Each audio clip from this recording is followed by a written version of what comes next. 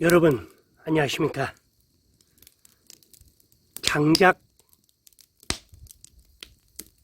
불에 타는 소리가 아마 들리실 겁니다. 그리고 피어오르는 연기. 오늘은 10월 3일 추석이 계속되고 있습니다. 이제 내일, 오늘이 토요일, 그리고 내일이 일요일이면 이제 한가위 명절도 끝이 나겠습니다. 지금 눈에 보이는 들판은 황금빛으로 이제 물들어갑니다. 제가 오늘 여기 이렇게 솥에 불을 피우고 있는 이유가 있습니다. 이제 막 끓어오르기 시작했네요. 지금 이 솥 안에는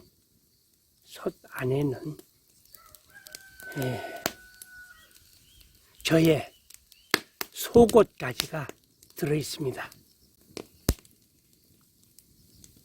물이 끓기 전에 애벌빨래, 즉 옛날 빨래비누를 이용해서 애벌빨래를 했고, 빨래가 한참 끓어올라서 지금 잠깐 뒤집어 놓고 왔습니다.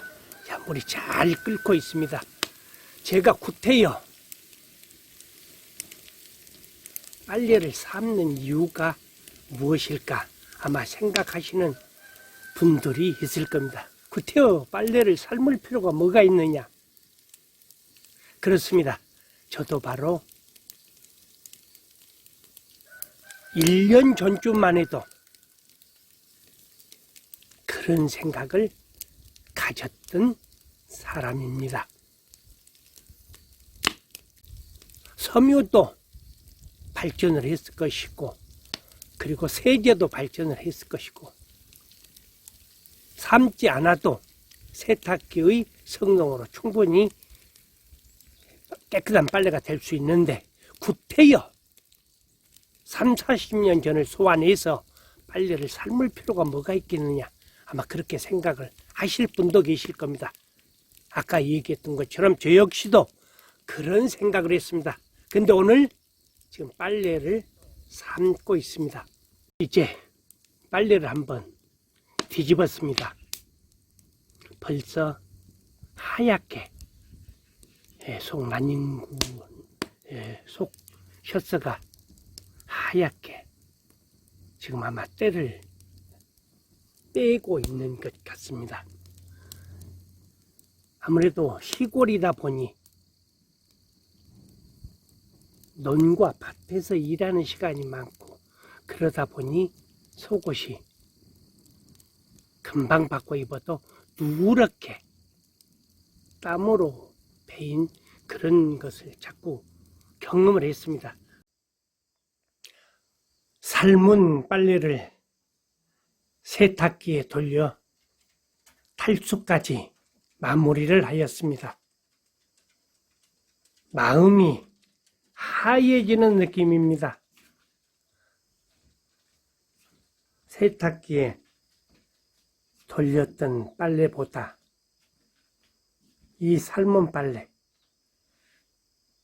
하얗고 깨끗합니다.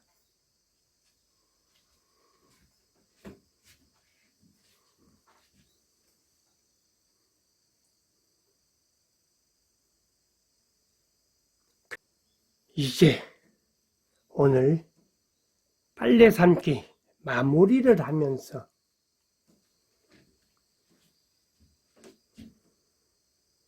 이 10년 가깝게 중증